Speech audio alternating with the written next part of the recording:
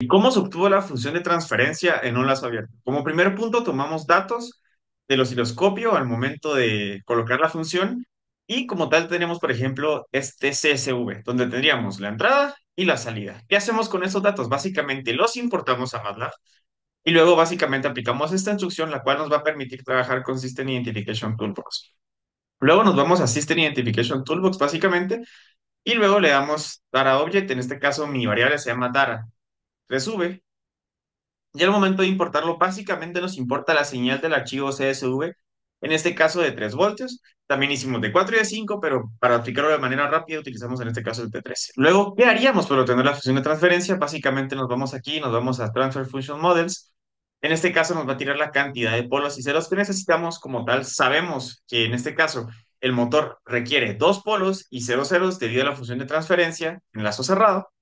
Básicamente hacemos esto, la estimamos y luego System Identification Toolbox nos va a tirar básicamente toda la información del sistema. Cuando tengamos esto listo, básicamente me voy a ir a la parte de Estimate. Cerramos básicamente esto y luego podemos ver que tenemos la función de transferencia.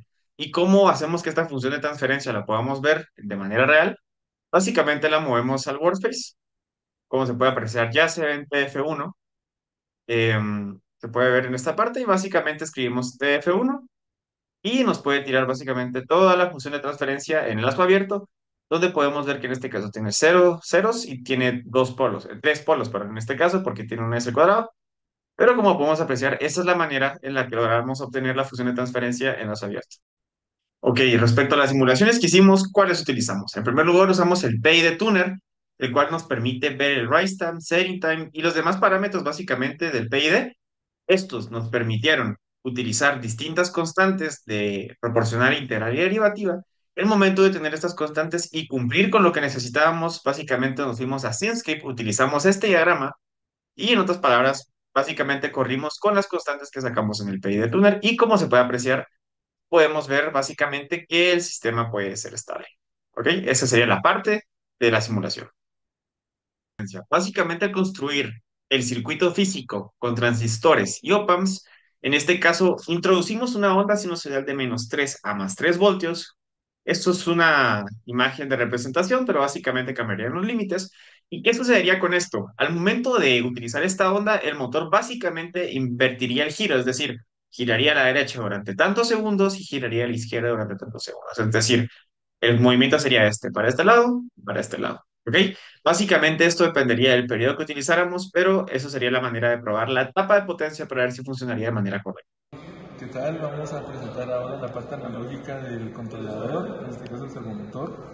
Podemos ver cómo va siguiendo la referencia. También se puede ver en el osciloscopio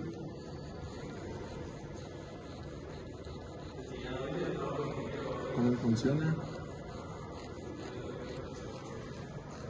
Se calculó un rise time más o menos de 0.2 segundos y sin overshoot. Básicamente pues esa sería pues la parte analógica de nuestro controlador PID analógico. ¿Cómo utilizamos el acondicionamiento de los niveles de voltaje en la versión digital? Como bien sabemos, no se puede sacar valores negativos desde la activa C. En este caso, de la activa tirábamos a un DAC, pero luego del DAC utilizábamos un amplificador de diferencia, el cual utilizaba un resistador de 1.65 voltios. ¿Esto para qué? Esto porque es una señal de 1.65 a -1.65, es decir, 3.3 voltios en amplitud.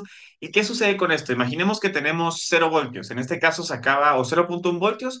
Al momento de restar quedaba un valor negativo, lo cual nos permitía tener el motor en cierta dirección, pero, por ejemplo, si tuviéramos 2 voltios como tal, haría la resta de -1.65 y nos quedaría 0.35 voltios. Es decir, estaríamos en el rango positivo y tendríamos el motor girando, por ejemplo, hacia el lado derecho. Y si fuera un lado negativo, básicamente sería hacia el lado izquierdo.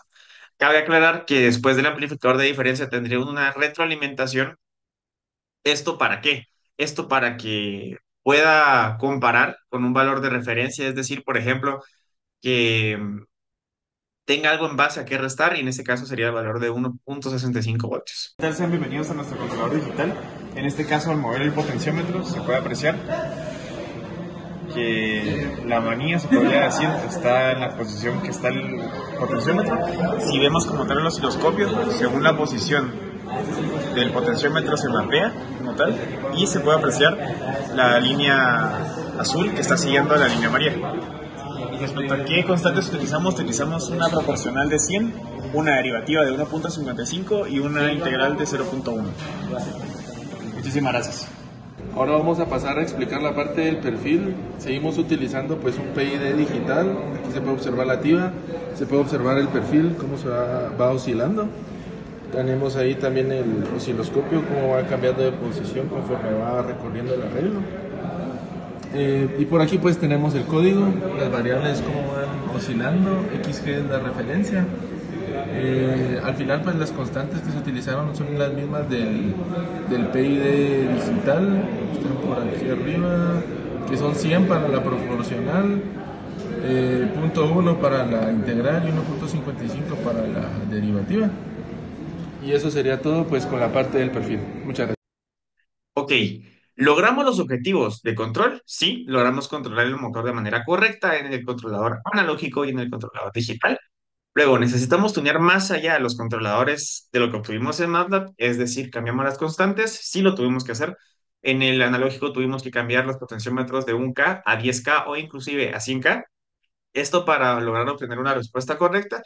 Y en el caso del digital, básicamente tuvimos que ir variando las constantes, la proporcional, la integral y la derivativa, gracias a que las constantes que nos dieron en MATLAB, en el PI de Tuner, no fueron las necesarias para poder controlar de buena manera el motor y obtuvimos lo que esperábamos, es decir, aunque nos dio una idea utilizar MATLAB, no fue lo que obtuvimos al momento de utilizar el PI de Tuner, entonces... Básicamente, el proceso de tuneo nos ayudó a obtener lo que realmente quisiéramos respecto a un controlador analógico o un controlador digital PID.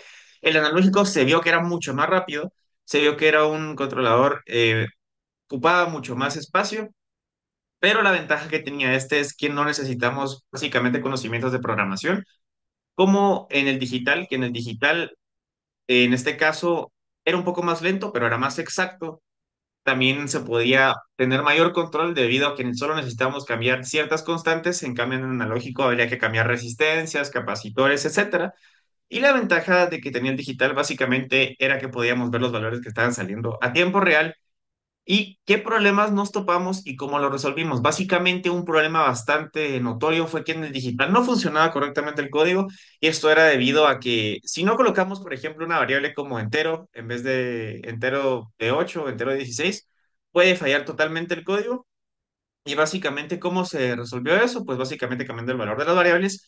También, por ejemplo, si no es un float en el digital, puede que falle el valor y en este caso, en el analógico, ¿qué otro problema tuvimos bastante? Y recomendación sería ver que los cables estén correctamente conectados y que no haya un falso contacto. Por otra parte, ver que las OPAMs no estén reventadas o no estén quemadas, porque eso fue un problema bastante común. Y los falsos contactos creo que fueron lo primordial y que en ciertos casos los potenciómetros no tenían buenas conexiones entre las patas, lo que generaba que, por ejemplo, al momento de variar con el motor, no se viera correctamente la variación del ángulo. Muchísimas gracias.